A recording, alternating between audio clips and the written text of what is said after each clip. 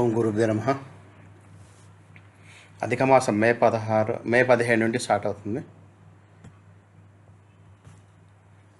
మే 17 నుండి పంచాంగంలో అధిక మాసం ప్రారంభమైంది.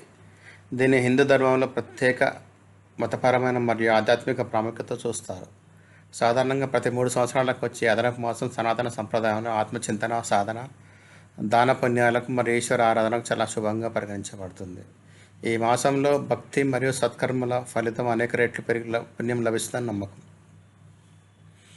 ఈరోజు అధిక మాసం అంటే మే 17 నాడు అధిక మాసం ప్రారంభమవుతుంది. మరి జూన్ 15 వరకు దీని ముగింపు ఉంటుంది. ఈ 2 నెలల్లో ఉండే ఇది 2 నెలల్లో ఉండే అరుదైన జ్యేష్ఠ మాసం. మతపరమైన నమ్మకాల ప్రకారం చంద్రమాసం సూర్యుని సంక్రమణ మార్పు జరగదో ఆ అదనపు మాసము ఏ మాసంలో సూర్యుని సంక్రమణ మార్పు జరగదో ఆ అదనపు మాసాన్ని అధిక మాసం అంటారు. దీనిని పురుషోత్తమ మాసం అని కూడా అంటారు. మరియు ఇది ప్రతి 3 సంవత్సరాలకు ఒకసారి వస్తుంది.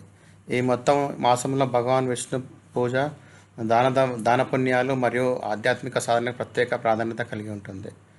జ్యోతిష్యం మరియు ధర్మశాస్త్రాలు అధిక మాసాన్ని ఆత్మశుద్ధి, భక్తి మరియు పుణ్యాన్ని సంపాదించడానికి ఉత్తమమైన సమయంగా పేర్కొన్నారు.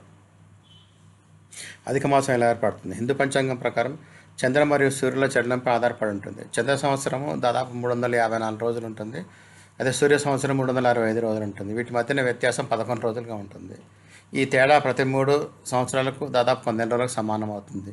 ఈ సమతుల్యతను కొనసాగించడానికి హిందూ క్యాలెండర్లో ఒక అదనపు మాసాన్ని కలుపుతారు. దీన్ని అధిక మాసం అంటారు.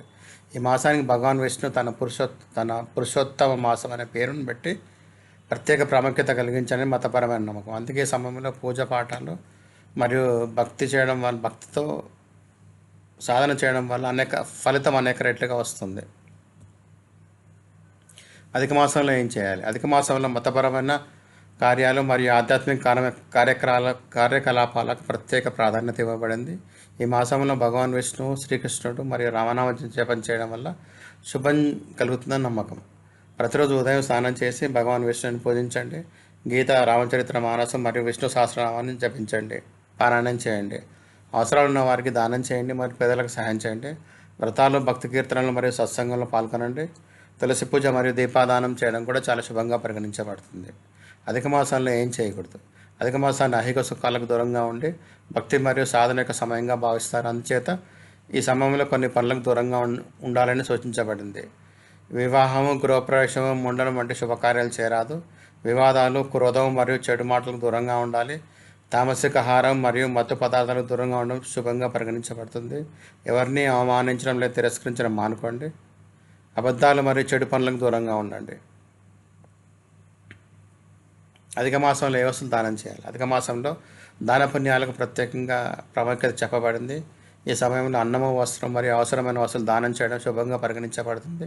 జ్యోతిష్య పండితుల ప్రకారం శ్రద్ధగా మరియు నిజమైన మనసుతో దానం చేసిన దానము జీవితంలో సుఖ సమృద్ధిని మరియు సానుకూల శక్తిని తెస్తుంది. అలాగే భగవాన్ నారాయణ అనుగ్రహం లభిస్తుంది మరియు అన్ని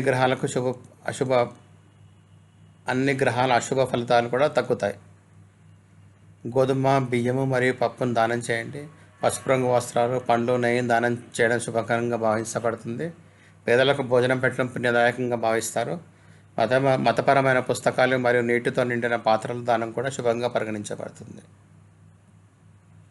ధన్యవాదాలు. దయచేసి షేర్ చేయండి, సబ్స్క్రైబ్ చేయండి, లైక్ చేయండి, కామెంట్ చేయండి.